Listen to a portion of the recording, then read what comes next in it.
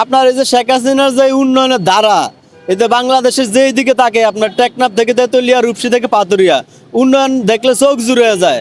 আপনার বর্তমানে এই যে দুই একটা সমন্বয়ক উপদেষ্টা আছে, এরা দুই সাইডে উন্নয়নমূলক কাজ করে পুরা বিলবোর্ড লাগে পুরা ঢাকা গাড়ি অবস্থা ভরে লাইছে। আর শেখ হাসিনা যে বড় বড় মেগা প্রকল্পের সাইন করছে, এরকম সব সাইনের যে কাগজগুলো আছে না, ওই কাগজগুলো সব যদি মাথায় দেয় তাহলে উপদেষ্টা সমন্বয়কে মাথায় করে পারবো না। তো শেখ হাসিনার নামে আমি মনে করি প্রত্যেক দিন বাঙালির স্লোগান দেওয়া উচিত।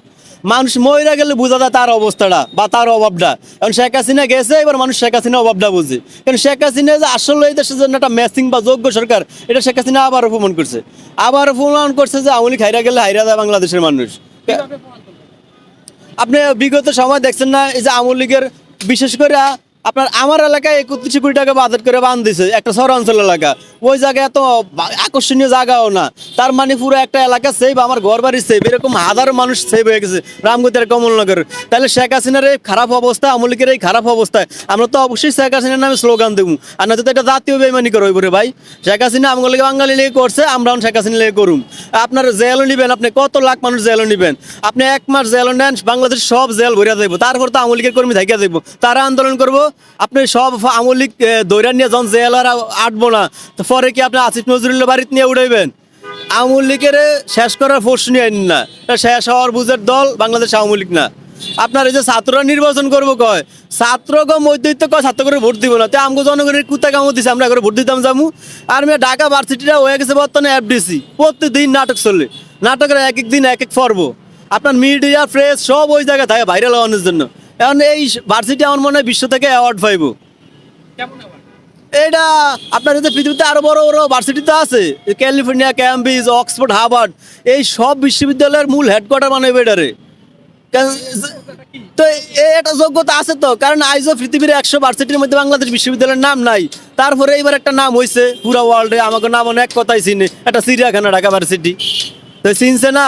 আপনার এই যে নির্বাচন তো করবো, নিজেকে মধ্যে ছাত্রকে মধ্যে যে ডিসিপ্লিন, এইটাই রাখতে পারবো না, রাখতে পারে না। একটা জাতিরে কেমনি ডিসিপ্লিনে রাখবো? ছাত্ররা এখনো যথেষ্ট আবেগী আর এখনো আক্ষেপে ভরা, এখনো কোনো ভালো সিদ্ধান্ত নেওয়ার মতো উপযোগিতা সময় তাদের এখনো আইয়ে নেয়। আগে তারা একটা ডিসিপ্লিনে আসুক, তারপরে এই দেশের প্রধানমন্ত্রী হোক বা জাতিসংঘের মহাসচিব হোক, যা হোক হোক, কোনো সমস্যা না। আপনাদের এখন তো তারা সুস্থই হয় না, আমরা তো দ্রুত সুস্থতা কামনা করি। এই ছাত্র সমন্বয়ক যারা আছে এরা টোটালি বর্তমান সময় অসুস্থ। কারণ একদিনও না যায় না যেই দিন যারা মারামারি না করে। এখন এই আর একটা দেশের একটা জাতিরে কি দিব যে এরা নিজেরাই কন্ট্রোলে নাই? সংস্কার করার দরকার আগে তাকে নিজের মধ্যে, নিজেকে মধ্যে সংস্কার করাটা ফরজ। আপনি বাইরে কি সংস্কার করবেন?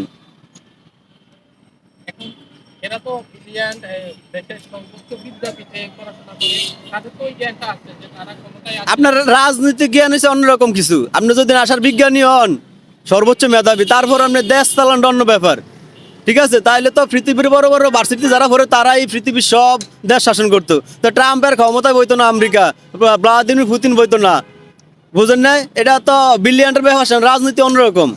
আপনার এই যে ভদ্রতা ধরেই লইছি, ডক্টর ইউনূস ভদ্র বা যথেষ্ট মেধাবী, কিন্তু দেশ চালাইতে পারে?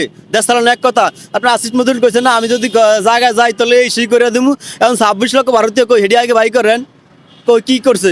এরপরে আমাদের দেশের এই অবস্থা, দেশে ইফটিজিংয়ের সেঞ্চুরি, ধর্ষণের সেঞ্চুরি, দিনও দুরেলা ডাকাতি, কিন্তু একজন উপদেষ্টা কয় কি এটা স্বাভাবিক ঘটনা।